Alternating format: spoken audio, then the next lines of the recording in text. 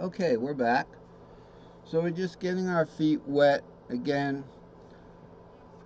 The purpose. By the way, those of you who have been watching my videos know that I get into what I'm getting into. We get into it, we delve into it, we cover it, and then we're out of it. We're on to something else. We've done blues charts. We've done string shapes. We've done all kinds of things. We've done the offsets. We've done all that stuff on guitar. You know, my wife said she was going to a recital today. I was like, oh, okay. Well, I got to do something. So I started a little thing in like G minor, you know. So for me, my music staff is just looking at a piano.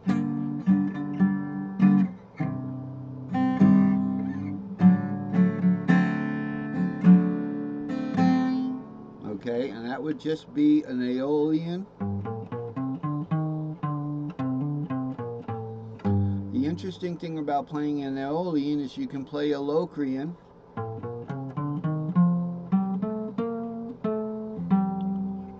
A Locrian scale on the second of that minor sixth instead of struggling with chords. Now then you go to a dominant fifth there. But that's not the only dominant you're going to play, because also the fifth of that is going to be dominant. The local fifth of that, like that, is going to be a dominant fifth. Not dominant, but a major fifth, because you raise that third. So I was doing a little classical stuff, you know. It sounded good.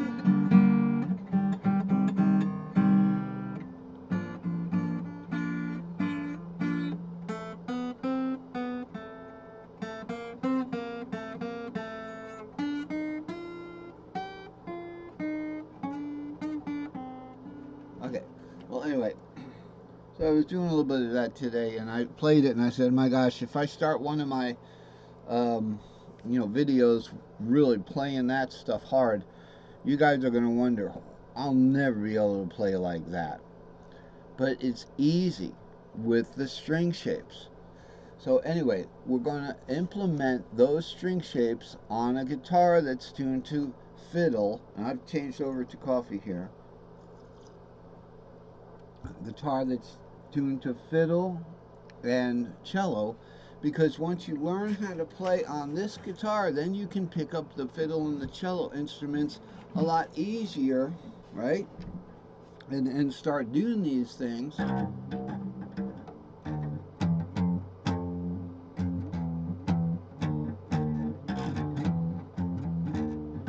mean, if that wasn't difficult enough, you'll know where these things are.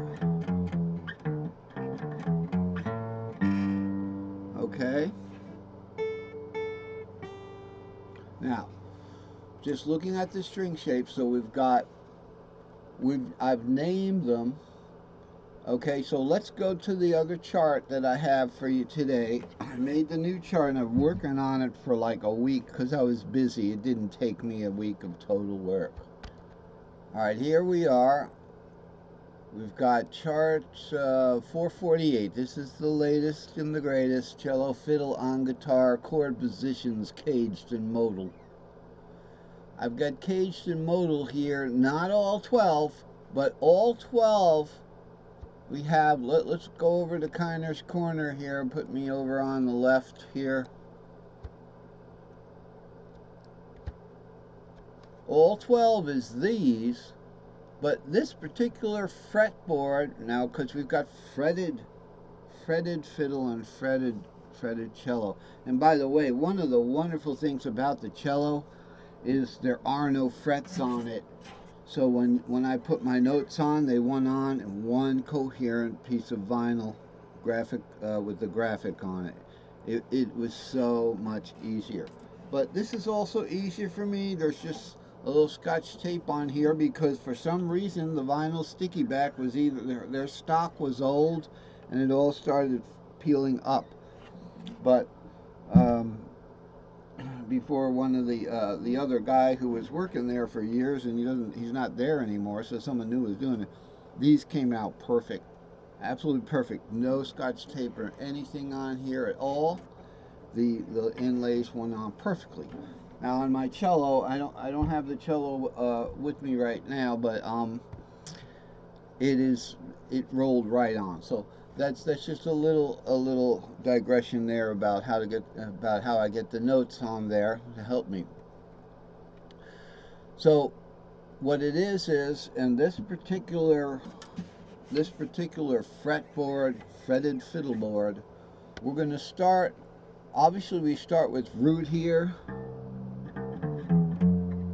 Root 2, 3, 4, 5, 6, 7, root. Remember, it's always root to root. It's always octave on fiddle.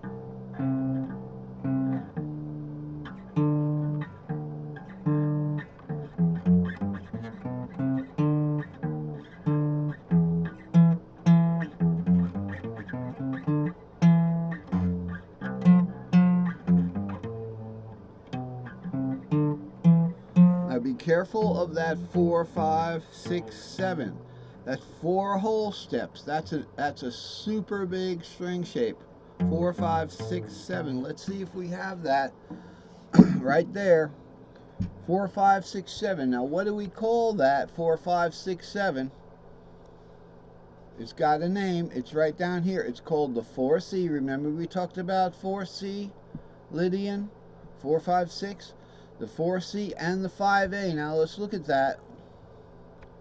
What happened here?